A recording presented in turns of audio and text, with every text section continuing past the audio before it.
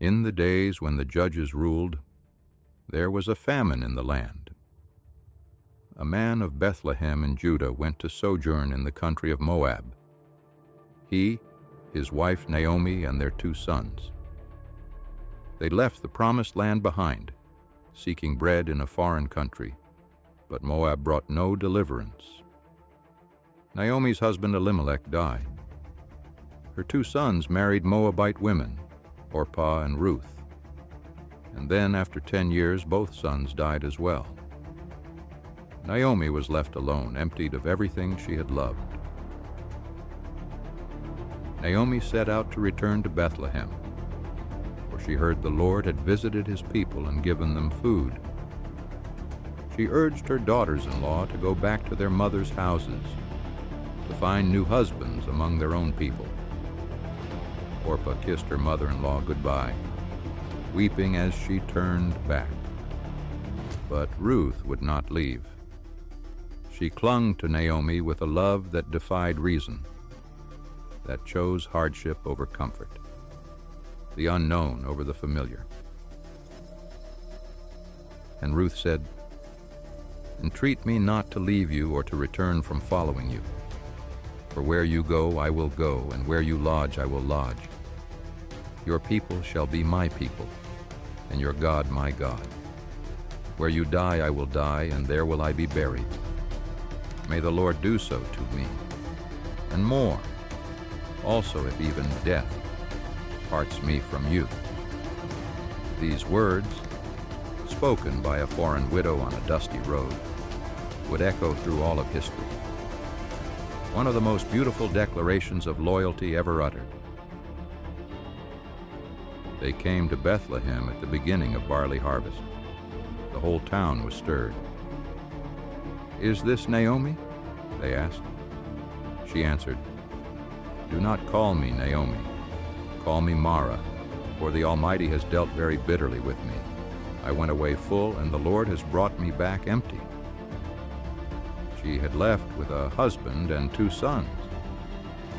She returned with nothing but a Moabite girl and her grief. But God was not finished with Naomi's story.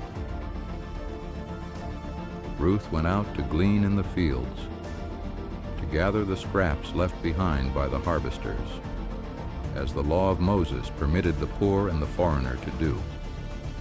As it happened, she came to the field of a man named Boaz, a man of wealth and standing, a kinsman of Naomi's husband. And Boaz noticed her. He asked his foreman, "Whose maiden is this?" And when he learned she was the Moabite who had returned with Naomi, who had worked without rest since morning, something stirred in his heart.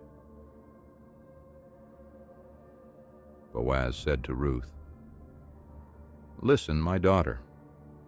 Do not go to glean in another field. Keep close to my young women. I have ordered the young men not to touch you. When you are thirsty, go to the vessels and drink." Ruth fell on her face, bowing to the ground. "Why have I found favor in your eyes, that you should take notice of me when I am a foreigner?" And Boaz answered, "All that you have done for your mother-in-law has been fully told me, and how you left your own people.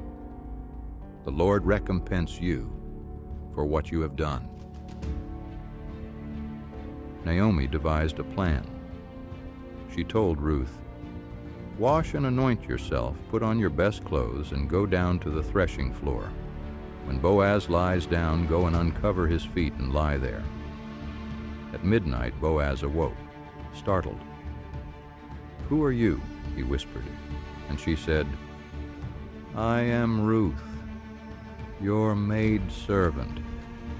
Spread your cloak over me, for you are next of kin."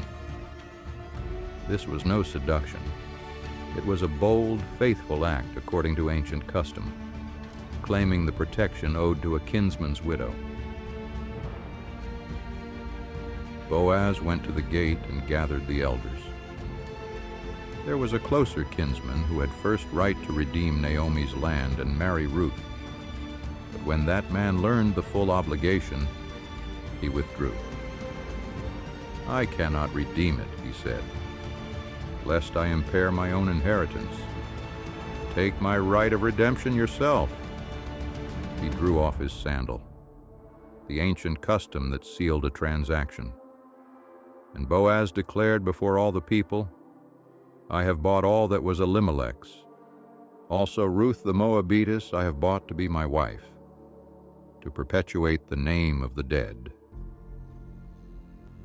So Boaz took Ruth, and she became his wife, and the Lord gave her a son.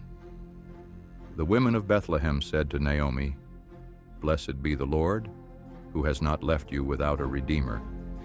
Your daughter-in-law who loves you is more to you than 7 sons." And Naomi took the child and laid him in her lap, and became his nurse. They named him Obed. He became the father of Jesse, who became the father of David, the great king. From a foreign widow's faithfulness on a dusty road, God wove the very lineage of kings. Where you go, I will go. And God went with her every step of the way.